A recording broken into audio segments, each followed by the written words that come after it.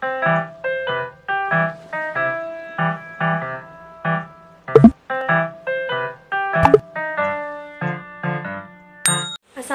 warahmatullahi wabarakatuh. Bertemu lagi dengan saya Husnul Fatimah dengan NIM 186220138. Pada video kali ini saya masih membahas tentang mata kuliah metodologi penelitian akuntansi. Dan di video sebelumnya saya membahas tentang materi yang berkaitan tentang praktik atau pengujian menggunakan SPSS dan EVIUS. Nah, di video kali ini saya akan membahas atau mengulas kembali atau merangkum kembali sedikit tentang materi yang sudah saya jabarkan dari pertemuan 8 sampai pertemuan 13. Nah, dimulai dari pertemuan 8 ya. Di pertemuan 8 itu ada materi tentang uji validitas dan uji reliabilitas. Di pertemuan 9 ada materi tentang uji asumsi klasik pada analisis regresi linear berganda. Nah, di dalamnya itu ada uji normalitas, uji heterokadastisitas, dan yang terakhir ada uji multikolinearitas. Nah, di pertemuan 10 ada tentang estimasi model regresi data panel, yang di dalamnya ada common effect model, fixed effect model, dan random effect model. Nah, di pertemuan 11 ini ada tentang teknik pemilihan model regresi pada beberapa teknik. Dan di pertemuan 12 ada uji asumsi klasik pada analisis regresi data panel.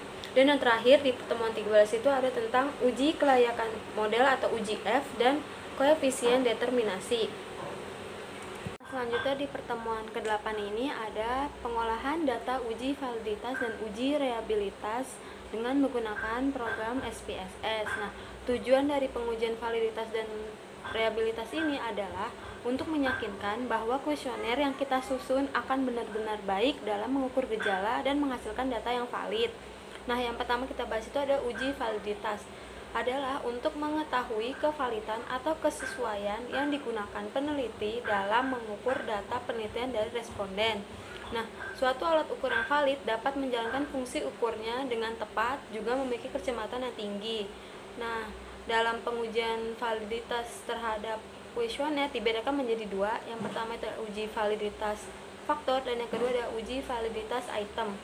Nah, teknik pengujian yang sering digunakan dalam penelitian uji validitas ini adalah menggunakan korelasi bivariate person atau person product moment.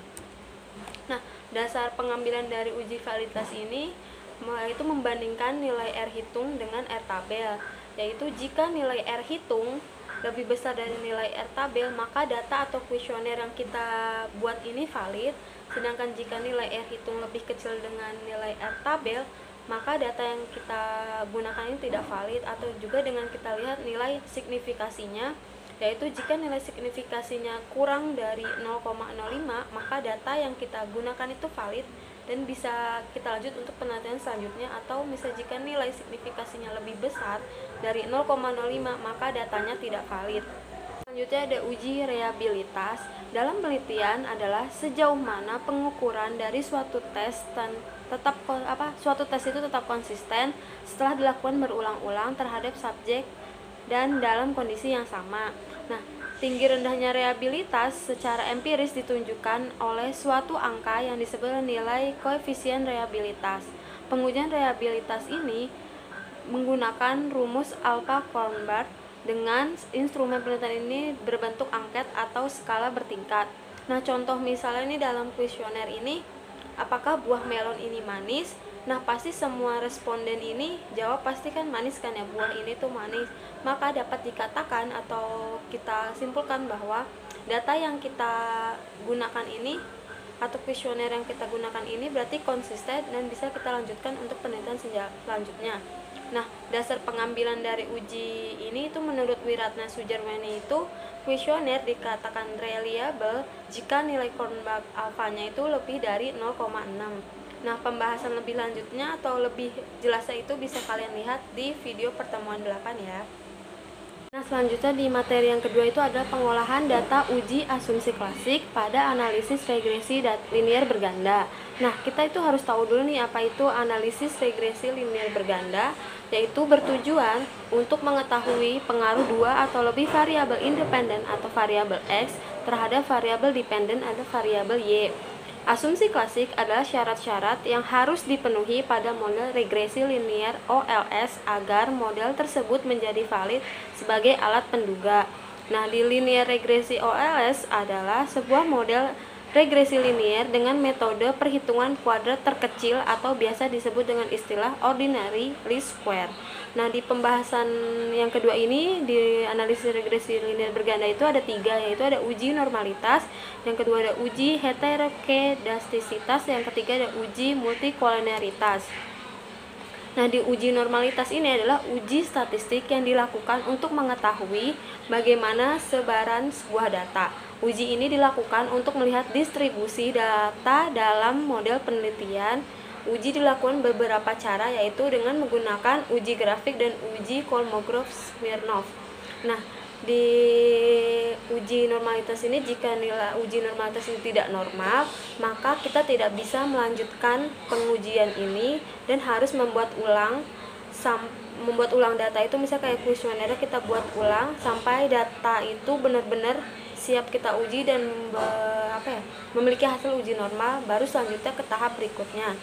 Nah, di dasar pengambilan uji normalitas ini itu ada uji grafik, histogram.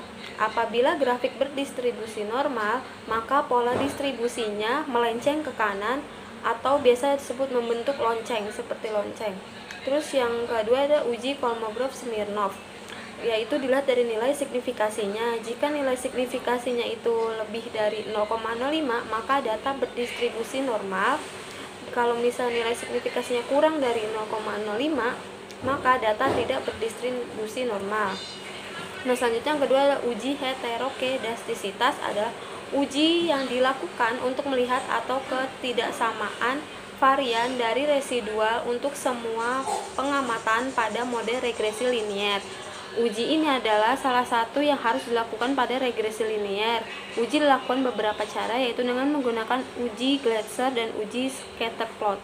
Nah, dasar pengambilan dari uji heterokedastisitas itu di uji Gleitzer itu dengan menggunakan nilai signifikasinya ya. Jika nilai signifikasinya lebih dari 0,05, maka tidak terjadi heterokedastisitas. Kalau misal nilai signifikasinya kurang dari 0,05, maka terjadi heterokedastisitas. Yang kedua ada uji Gleitzer grafik scatterplot.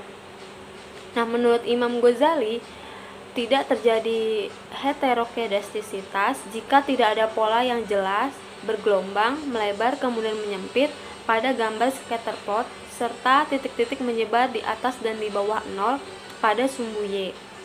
Nah, yang ketiga itu adalah uji multikoliniaritas, adalah sebuah situasi yang menunjukkan adanya korelasi atau hubungan kuat antara dua variabel bebas atau lebih dalam sebuah model regresi berganda. Nah, dasar pengambilan uji multikoliniaritas ada 2, yaitu ada Pearson correlation dan yang kedua ada tolerance and FIF.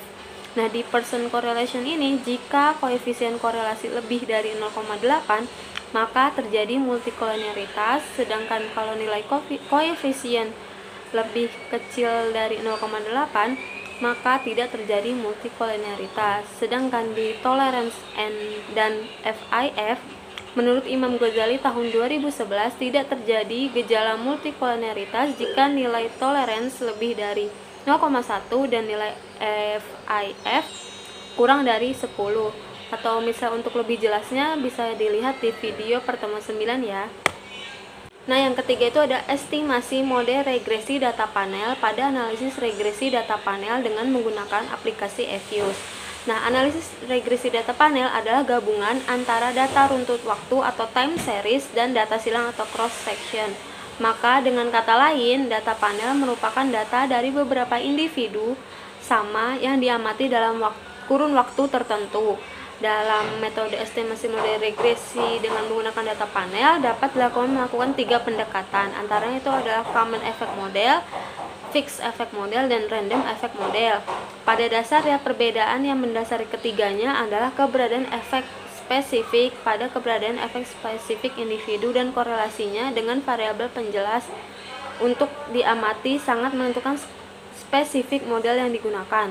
Nah, untuk lebih jelasnya kalian bisa lihat atau bisa tonton di video pertemuan 10 ya. Selanjutnya itu ada teknik pemilihan model regresi data panel.